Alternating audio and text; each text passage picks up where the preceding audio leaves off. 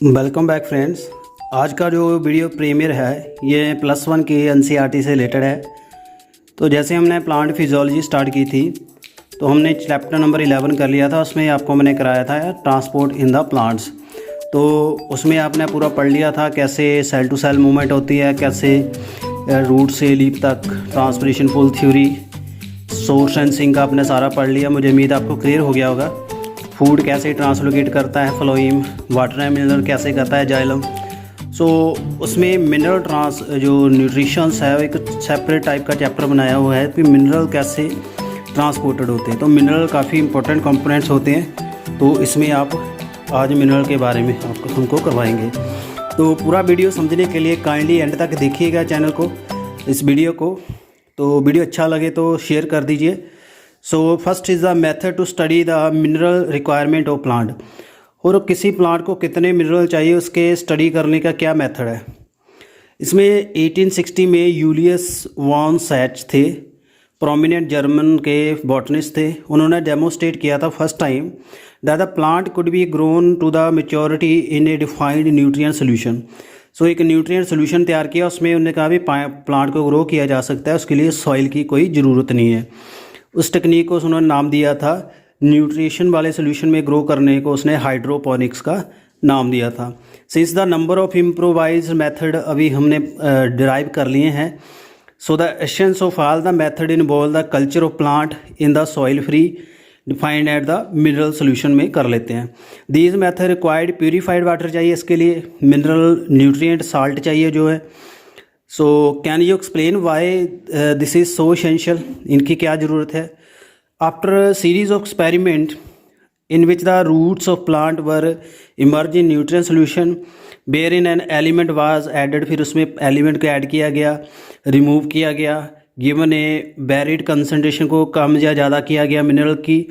So mineral solution suitable for the plant growth was obtain. फिर हमने study कर लिया कि कौन सा मिनरल सूटेबल है, इससे हमें ये पता चला। बाय दिस मेथड ये एसेंशियल एलिमेंट्स से जो ज़्यादा चाहिए are identify and their deficiency syndrome, उनको भी डिस्कवर किया गया कि उनकी कमी से क्या क्या प्लांट को बीमारियां होती हैं। सो हाइड्रोपोनिक्स जो है successfully employed a technique for commercial production of vegetable, commercially कर सकते हैं। Tomato, seedless, cucumber and lettuce को तैयार किया गया है।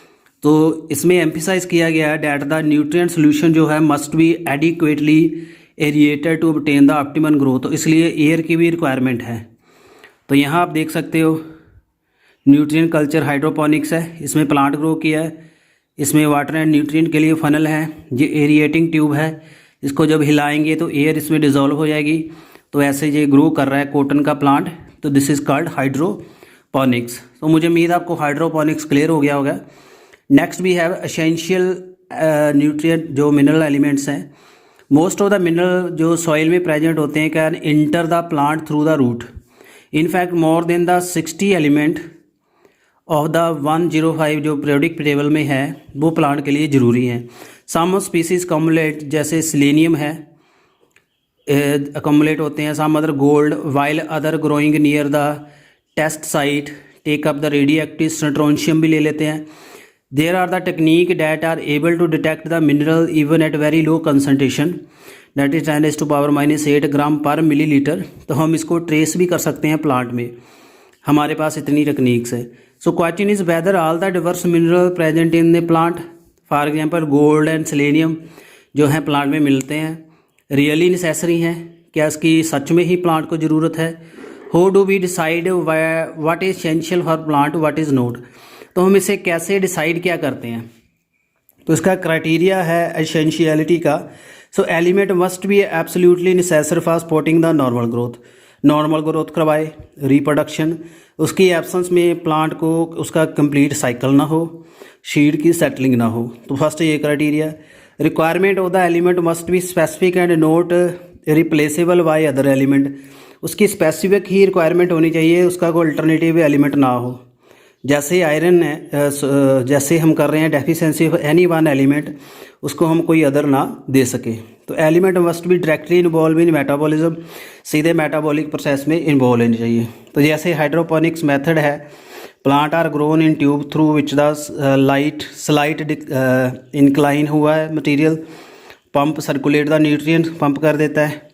Solution flow down the tube and return the reservoir due to gravity में द्वारा रिजर्वायर में आ जाता है। Inset show the plant whose root are continuously bath in aerated solution, the arrow indicate the direction of flow. तो ऐसे आप देख सकते हो। सो ये प्लांट है, यहाँ एक पाइप फिट की है, इसमें न्यूट्रिएंट्स जहाँ से पंप से सर्कुलेट करते हैं और यहाँ एंड में पानी यहाँ इकट्ठा हो जाता है। सो फ्रेंड्स, इतना मुझे क्लियर है, आपको समझ आ गया होगा। बाकी based on criteria only a few element जो हैं एब्सोल्युटली एसेंशियल कहते हैं इनको प्लांट की ग्रोथ एंड मेटाबॉलिज्म के लिए। इनको दो कैटेगरी में डिवाइड किया गया, macro nutrient and micro nutrient. So इतना आपको क्लियर हो गया होगा, बाकी हम करेंगे। तो इससे रिलेटेड आपको कोई क्वेरी है तो काइंडली मुझे कमेंट करिए। Thank you. Next we start macro and micro nutrients. So what are the macro nutrients, यहाँ से स्टार्ट करते हैं। मुझे उम्मीद है ऊपर जो मैंने करवाया आपको क्लियर हो गया होगा। सो जो मैक्रो न्यूट्रिएंट्स हैं are generally present in plant tissue in large amount, ज़्यादा अमाउंट में होते हैं, in excess of 10 millimole per KG of dry mass. So the macro nutrient include the carbon, hydrogen, oxygen, nitrogen, phosphorus, sulphur, potassium, calcium, magnesium. तो इनको आप याद कर लीजिए, पेपर में आता है, मैक्रो न्यूट्रिएंट की एग्जांपल पूछते हैं। सो of this carbon, hydrogen, oxygen जो है ये मेन है, ये कार्बन डाइऑक्साइड एंड वाटर बनाते हैं। While other are absorb from the soil, तो ये आपको वाटर और एयर से आ जाएंगे, बाकी सॉइल से आते हैं। माइक्रो न्यूट्रिएंट है जो कम अमाउंट में चाहिए, 10 मिलीमोल पर केजी से कम चाहिए। इनमें iron, magnesium, copper, molybdenum, zinc, boron, chlorine, nickel आएगा। In addition to 70 essential element, 70 जो ऊपर बताए हैं। सम बेनिफिशियल एलिमेंट हैं जैसे सोडियम है, सिलिकॉन है, कोबाल्ट है, सेलेनियम है। They are also required in higher plant. So essential जो एलिमेंट हैं can be grouped in 4 category, इनको 4 कैटेगरी में रखा है। एसेंशियल जो एलिमेंट्स हैं कंपोनेंट ऑफ द बायोमोलिक्यूल, जो बायोमोलिक्यूल के हैं जैसे carbon, hydrogen, oxygen, nitrogen. Essential जो कंपोनेंट हैं एनर्जी रिलेटेड केमिकल जो एटीपी वगैरह के हैं, जैसे मैग्नीशियम है in chlorophyll and phosphorus in the ATP. Essential that activate and inhibit the enzyme, जो एंजाइम को एक्टिव इनहिबिट करते हैं, जैसे मैग्नीशियम एक्टिवेटर है रविस्को का, and oxygenase and phosphoenol carboxylase. Both of these are critical enzyme in the photosynthetic carbon fixation, जो important enzyme है। Magnesium इनको एक्टिव करता है। तो जिंक जो है एक्टिवेटर है अल्कोहल डिहाइड्रोजिनेज का, मोलिब्डेनम जो का नाइट्रोजिनेज का कोफैक्टर है। तो इनको इससे 3rd कैटेगरी ऐसी है। Some are essential and can alter the osmotic potential, जो ऑस्मैटिक पोटेंशियल भी चेंज करते हैं, जैसे पोटाशियम है opening and closing of stomata में काम करता है। तो 4 तरह की कैटेगरी के ऊपर जो एसेंशियल एलिमेंट्स हैं उनको कैटेगराइज किया गया है।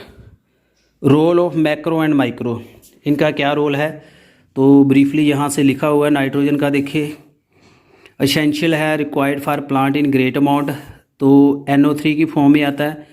NO2 and NH4 ammonia, required for all part of plant, particularly meristematic tissue के लिए, एक्टिव सेल के लिए। One of the major constituent है प्रोटीन का, nucleic acid, vitamin and hormone. उसके बाद आता है फास्फोरस। फास्फोरस जो सॉइल से आता है, इस H2PO4 नेगेटिव, HPO4 नेगेटिव। जो फास्फोरस है सेल मेम्ब्रेन का कंस्टिट्यूएंट है, प्रोटीन बनाता है, nucleic acid, nucleotide, phosphorylation reaction में ये रिक्वायर्ड है। पोटाशियम के पॉजिटिव में आता है, अबंडेंट क्वांटिटी में चाहिए, मेरिस्टेमेटिक टिश्यू में, बड में, लीफ में, रूट टिप में। हेल्प करता है अनाइन कैटाइन बैलेंस बनाने के लिए, प्रोटीन सिंथेसिस में इन्वॉल्व है, ओपनिंग क्लोजिंग स्टोमेटा के लिए, एंजाइम की activity and turgidity of cell में काम करता है। कैल्शियम जो है ये सॉइल से लिया जाता है, calcium ion Ca2 positive, required in meristematic and differentiate tissue, cell division में काम करता है, सेल वॉल सिंथेसिस करवाता है। Calcium pectate in the middle lamella, इससे बनते हैं। ओल्डर लीफ में अकोमुलेट हो जाता है। Normal functioning of cell membrane, activate करता है सर्टन एंजाइम जो कि रेगुलेटिंग और मेटाबॉलिक एक्टिविटी में रोल प्ले करते हैं। उसके बाद है मैग्नीशियम, M2 पॉजिटिव बाइवेलेंट है, रेस्पिरेशन, फोटोसिंथेसिस में काम करता है, DNA RNA सिंथेसिस में, क्लोरोफिल का मेन कंपोनेंट है ये, और राइबोज जो स्ट्रक्चर बना के रखता है, राइबोसोम के स्ट्रक्चर को मेंटेन करता है। यानी प्रोटीन सिंथेसिस में दोनों यूनिट को जोड़ता है magnesium. Sulphur SO4 negative, sulphonate ion जो है अमाइनो में होता है, सिस्टीन एंड मिथोनिन में ज़्यादा होता है। कैब्रल सेब्रल एंजाइम का कोएंजाइम है, विटामिन थायामीन बायोटिन कोएंजाइम में, फेरिडोक्सिन इनमें सल्फर होता है। उसके बाद आता है आयरन। आयरन जो है जो Fe3 positive required in the large amount in comparison to other, बाकियों के ज़्यादा माइक्रो में है जहे पर ज़्यादा चाहिए। तो ये protein synthesis, transport of electron, ferredoxin and cytochrome में। Fe2 Fe3 में कन्वर्ट रिवर्सिबली हो जाता है, इलेक्ट्रॉन ट्रांसपोर्ट करता है। Catalase enzyme and essential for formation of chlorophyll. उसके बाद आता है मैग्नीज। मैग्नीज जो है ये Mn2 पॉजिटिव, काफ़ी एंजाइम एक्टिव करता है photosynthesis, respiration and nitrogen metabolism में। बेस्ट डिफाइंड फंक्शन जो है in splitting of water and liberate oxygen during photosynthesis, photolysis of water जो मैग्नीज करवाता है। जिंक जो है Zn2 पॉजिटिव, काफ़ी एंजाइम एक्टिवेट करता है जैसे कार्बोक्सिलेज, तो ऑक्सीजन जो हार्मोन है उसकी सिंथेसिस में हेल्प करता है। कॉपर 2 पॉजिटिव, क्यूप्रिक तो एसेंशियल है ओवरऑल मेटाबॉलिक एक्टिविटी के लिए, सर्टेन एंजाइम के साथ जैसे रिडॉक्स रिएक्शन में काम करता है। C1 पॉजिटिव C2 पॉजिटिव में कन्वर्ट हो जाता है। उसके बाद बोरोन जो है BO3 3 नेगेटिव, B4O7 2 नेगेटिव, तो ये अपटेक यूटिलाइजेशन ऑफ कैल्शियम के लिए काम करता है। मेम्ब्रेन फंक्शनिंग, पोलन ग्रेन की germination, elongation of the cell division, differentiation and carbohydrate translocation. उसके बाद आता है मोलिब्डम जो है MOO2 पॉजिटिव, मोलिब्डेट आयन के काम करता है। काफ़ी एंजाइम के साथ जैसे नाइट्रोजिनेज, नाइट्रेट रिडक्टेज पार्टिसिपेट करता है नाइट्रोजन मेटाबॉलिज्म। उसके बाद आता है क्लोरीन, Cl1 नेगेटिव के साथ आता है, सोडियम एंड पोटाशियम के साथ ट्रांसलोकेट होता है, डिटर्मिन करता है solute concentration and anion cation balance of the cell. Water splitting reaction जो फोटोसिंथेसिस में फोटोलाइसिस करवाने में हेल्प करता है और ऑक्सीजन लिबरेट करता है। उसके बाद फ्रेंड्स आता है डेफिशिएंसी। किसी एलिमेंट की डेफिशिएंसी हो जाए तो उससे काफ़ी सिंड्रोम आते हैं। तो जो नॉर्मल कंसंट्रेशन चाहिए उसको क्रिटिकल कंसंट्रेशन कहते हैं, इससे कम हो जाए तो बीमारी आ जाती है प्लांट में। So since the element has one or more specific structure function in role in plant, absence of any particular element plant show certain morphological change। जैसे इसमें आता है इंडिकेटिव एलिमेंट डेफिशिएंसी, जैसे डेफिशिएंसी सिम्टम आ जाते हैं, जैसे डिसअपीयर हो जाता है कोई structure, Ben the deficient mineral nutrient provided, तो ये डिप्रावेशन कंटिन्यूस भी रहती है, ज़्यादा देर तक रहे तो it may eventually lead to death of plant. तो सिम्टम आ जाते हैं जैसे element actively metabolise within the plant and exported to the young plant. The deficiency symptom जो हैं अपीयर होते हैं ओल्डर टिश्यू में, जैसे डेफिशिएंसी ऑफ नाइट्रोजन है, पोटाशियम है, magnesium visible first senescent leave में आती है। ओल्डर जो लीफ होते हैं biomolecule containing these element are broken down and making these element available metabolising the जंग। तो यहाँ से जो लीफ हैं वो सूख जाते हैं, जल्दी जड़ जाते हैं, तो उसके मिनरल जो जंग पार्ट पे चले जाएंगे। यानी जितने लीफ ज़्यादा फॉल हो रहे हैं इसका मीनिंग है भी प्लांट में न्यूट्रिएंट कम है। डेफिशिएंसी सिम्टम जो हैं अपीयर होते हैं जंग टिश्यू में whenever element are relatively immobile and no transporter to mature organ. Mature organ से अगर ना आए तो जंग लीफ में ज़्यादा आ जाते हैं, जैसे सल्फ़र है एंड कैल्शियम है, are the part of the structural component of the cell and ये ईजिली रिलीज नहीं होते। तो aspect of the mineral nutrition plant is of the great significance and importance to agriculture and horticulture, इनका काफ़ी role है।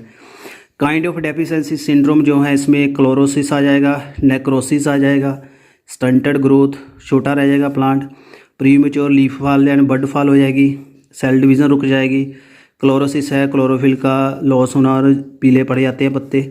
Symptom chlorosis कब आती है? जब nitrogen, potassium, magnesium, sulphur, ferrous, manganese, zinc, molybdenum इनकी कमी से क्लोरोसिस होती है। नेक्रोसिस है टिश्यू की डेथ होना, और ये कैल्शियम, मैग्नीशियम, कॉपर, पोटाशियम से होती है। लो लेवल नाइट्रोजन, पोटाशियम ते सल्फर हो जाए मोलिब्डेनम तो सेल डिवीज़न रुक जाती है। सम एलिमेंट जैसे नाइट्रोजन, सल्फर है, मोलिब्डेनम है, फ्लोरिंग को डिले कर देते हैं। तो ये आपने पूरा पैरा दिमाग में रख लेना है, इससे आपको काफ़ी क्वेश्चंस पूछे जाएंगे पेपर में। तो मुझे उम्मीद है क्लियर हो गया होगा। उसके बाद आता है टॉक्सिसिटी, जहर। रिक्वायरमेंट ऑफ मैक्रो न्यूट्रिएंट जो हमेशा लो मोड में चाहिए। मॉडरेट डिक्रीज डेफिशिएंसी सिंड्रोम भी आ जाते हैं। Any mineral concentration in the tissue that reduce the dry weight of tissue by 10% consider to toxic. अगर ज़्यादा बढ़ जाए, उसका वेट बढ़ जाए, such critical concentration very widely among the different nutrient. Toxicity में आइडेंटिफाई करना डिफ़िकल्ट है। Toxicity level for any element also very for the different plant. Many time the excess of an element में inhibit the uptake of the other element. यानी ज़्यादा आ जाए तो उसका toxic effect आ जाता है। जैसे प्रोमिनेंट सिम्टम है मैग्नीज टॉक्सिसिटी के, is appearance of the brown spot surrounded the chlorotic when.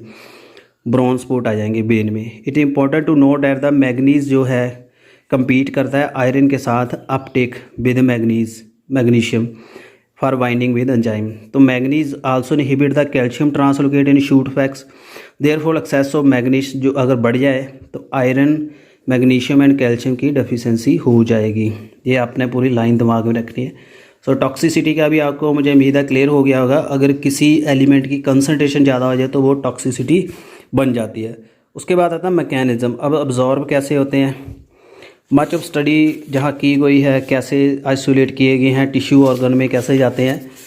So first जो फेज़ है इनिशियल जो रैपिड अपटेक होती है आयन की, that is a free space outer space of cell में, apoplast in the passive. Second phase में uptake हो जाता ion slowly into the inner space symplast में। The passive movement of the ion from the apoplast usually occur through the ion channel के साथ आती है।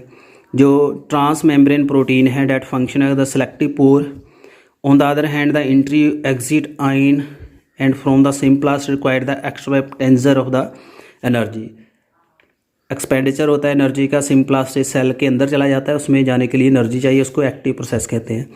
But intercellular spaces में आने के लिए पैसिवली चले जाते हैं एपोप्लास्ट से, सिम्प्लास्ट के लिए एनर्जी चाहिए। Movement of the ion usually called flux. Flux होता है जब इकट्ठे जाते हैं कंसनट्रेशन, उसको फ्लक्स का नाम देते हैं, ये आपने पढ़ा होगा। तो इस फॉर्म में जाते हैं। उसके बाद है ट्रांसलोकेशन ऑफ सल्यूट। मिनरल जो साल्ट है ट्रांसलोकेटेड होते हैं जाइलम के अलॉन्ग विद असेंडिंग जो स्टीम हो वाटर के साथ, which is pulled up through the plant by transpiration pull से। जाइलम सैप का एनालिसिस करने से आपको काफ़ी मिनरल साल्ट मिले होंगे। Use of radio active isotope की टेक्निक से भी हमने काफ़ी स्टडी किए हैं। तो ट्रांसलोकेट होते हैं विद द जाइलम। उसके बाद आता है soil as a reservoir. Soil एक रिजर्वायर है काफ़ी जो न्यूट्रिएंट्स का, तो इसमें नाइट्रोजन फिक्सिंग बैक्टीरिया होते हैं, नाइट्रोजन को फिक्स कर देंगे। नाइट्रोजन मेटाबॉलिज्म का वीडियो आपने देखा होगा। Other microbe hold the water supply root के लिए। तो आपको रूट में सॉइल में macro nutrient nitrogen, phosphorus, potassium, sulphur के अलावा micro copper, zinc, ferrous, manganese ये सारे मिल जाते हैं। तो अगर खेतीबाड़ी ज़्यादा करते रहेंगे, बार बार मोनोकल्चर जब बार बार एक ही पैटर्न से एग्रीकल्चर करें तो उनकी कमी आ जाती है। फिर आपको आर्टिफिशियल फर्टिलाइज़र, केमिकल फर्टिलाइज़र देने पड़ते हैं, उससे इसकी जो डेफिशिएंसी है कंप्लीट होती है। Metabolism of nitrogen that is the nitrogen cycle. So यहाँ मैं इसको इतना डिस्कस नहीं करूँगा क्योंकि मैंने आपको ये करवा दिया है, आप उस वीडियो से देख लेना। सो एटमॉस्फेरिक की जो नाइट्रोजन है, जहाँ देख लीजिए बायोलॉजिकल नाइट्रोजन फिक्सेशन होगी सॉइल में, इंडस्ट्रीज़ में भी नाइट्रोजन फिक्सेशन होती है, इलेक्ट्रिकल फिक्सेशन होती है बिजली चमकने से। सो सारी फिक्स होके अमोनिया नाइट्राइट एंड नाइट्रेट में कन्वर्ट होता है। फिर नाइट्रेट से दोबारा नाइट्रोजन बनने को कहते हैं डीनाइट्रिफिकेशन। अब यहाँ पे एनिमल का बायोमास है, उसकी डेथ होगी, प्लांट का बायोमास है, डीकेइंग बायोमास से अमोनिया बनेगा। माइक्रोब जो होते हैं अमोनिया बना देते हैं, यहाँ चेन में इंटर कर जाता है, फिर यहाँ से प्लांट के बायोमास में कम्युलेट हो जाते हैं, फिर प्लांट की डेथ से ऐसे सर्कल चलता है। तो ये नाइट्रोजन साइकिल का फ्लो चार्ट है। उसके बाद अमोनिया जो है oxygen NO2 H2O NO2 NO3 यानी ऐसे ये कन्वर्ट होता है। सो इसके आपको नाइट्रोजन फिक्सेशन कहते हैं। नाइट्रोजन को अमोनिया में कन्वर्ट करना, लाइट अल्ट्रावायलेट रेडिएशन की ज़रूरत है। नाइट्रोजन को नाइट्रोजन ऑक्साइड NO2 N2O में, industrial combustion, forest fire, automobile जो फायर निकलता है, धुआं निकलता है, उससे भी फिक्स होती है। जो डिकम्पोजिशन ऑर्गेनिक मैटर जो है माइक्रोब से, इससे अमोनिया बनता है, इसको मॉडिफिकेशन कहते हैं। सम ऑफ अमोनिया वोलाटाइल होता है और री इंटर करता है एटमॉस्फेयर में। बट मोस्ट जो है नाइट्रेट में कन्वर्ट हो जाता है by soil bacteria. Ammonia is the first oxidise to nitrite by bacteria Nitrosomonas. Ammonia से नाइट्राइट बनेगा नाइट्रोसोमोनास और नाइट्रोकोकस से। उसके बाद नाइट्राइट को नाइट्रेट में कन्वर्ट करना पड़ता है with the nitro factor, this is called nitrification. तो इसमें बैक्टीरिया होते हैं, इसको कीमो ऑटोट्रॉप कहते हैं, और वो ऑक्सीजन लिबरेट नहीं करते, एंडऑक्सीजनिक होते हैं। तो बाकी नाइट्रेट जो बनते हैं उससे द्वारा नाइट्रोजन, अमोनिया से नाइट्रोजन कन्वर्ट करना, उसको कहते हैं डीनाइट्रिफिकेशन। तो इसके लिए बैक्टीरिया होते हैं सीडोमोनास, थायोबैसिलस। उसके बाद बायोलॉजिकल नाइट्रोजन फिक्सेशन जो है सॉइल में होती है नाइट्रोजन से अमोनिया। इसमें राइजोबियम बैक्टीरिया आपने सुना होगा, अजोटोबैक्टर नाइट्रोजन माइक्रोब रहते हैं, बेर्जिनिकिया जो रोडोस्पेरिलम एनारोबिक है, बैसिलस फ्री लिविंग है, साइनोबैक्टीरिया एनाविना नोस्टक हैं, नाइट्रोजन फिक्स करते हैं। सिम्बायोटिक नाइट्रोजन फिक्सेशन में वेल नोन एग्जाम्पल है राइजोबियम की, जो कि लेग्यूमिनेसिस प्लांट में रहता है। मोस्ट कॉमन एसोसिएशन है नड्यूल के साथ, नड्यूल और द स्मॉल आउट ग्रोथ होते हैं रूट के। माइक्रोब जो फ्रेंकिया आल्सो प्रोड्यूस नाइट्रोजन फिक्सी, नड्यूल बनाता है लेग्यूम में, जैसे एलनस में ये बैक्टीरिया होता है। राइजोम एंड फ्रेंकिया जो है फ्री लिविंग हैं सॉइल में, बट सिम्बायोटिक हैं, नाइट्रोजन फिक्स कर देते हैं। तो अपरूट एनी प्लांट ऑफ जो आप देखोगे वहाँ आपको नड्यूल मिल जाएंगे, उसके अंदर ये बैक्टीरिया होते हैं। और this is due to presence of the leg haemoglobin, leg haemoglobin यानी बिना ऑक्सीजन के काम करते हैं। रेड कलर का नड्यूल होता है। उसके बाद है रेड नड्यूल फॉर्मेशन, जो नड्यूल बनता है यहाँ पे सीक्वेंस ऑफ मल्टीपल इंटरेक्शन होती है राइजोबियम एंड रूट की। प्रिंसिपल स्टेज जो इसमें दी है, जो राइजोबिया मल्टीप्लाई करता है, कॉलोनाइज करता है रूट में, और एपिडर्मल टिश्यू रूट हेयर में अटैच हो जाता है। रूट हेयर कर्ल होता है, रूट हेयर के साथ अंदर चला जाता है इन्फेक्शन थ्रेड, फिर वो कॉर्टेक्स तक चला जाएगा, वहाँ नड्यूल फॉर्मेशन हो जाएगी। The bacteria release the thread like cell which lead to differentiation specialise nitrogen fixing cell बन जाते हैं, फिर नड्यूल बन जाता है। तो इसमें वस्कुलर कनेक्शन बन जाता है, जाइलम फ्लोएम के साथ कनेक्ट हो जाता है। जो नड्यूल है उसमें काफ़ी बायोकेमिकल कंपोनेंट होते हैं जो नाइट्रोजन फिक्स कर देते हैं। इसमें एंजाइम होता है नाइट्रोजिनेज, लेग हीमोग्लोबिन। जो नाइट्रोजिनेज है it is a molybdenum ferrous protein है, कैटालाइज करता है एटमॉस्फेरिक नाइट्रोजन को अमोनिया बनाने में। फर्स्ट स्टेबल प्रोडक्ट जो है अमोनिया है नाइट्रोजन फिक्सेशन का। तो यहाँ इस रिएक्शन को आप देख सकते हो।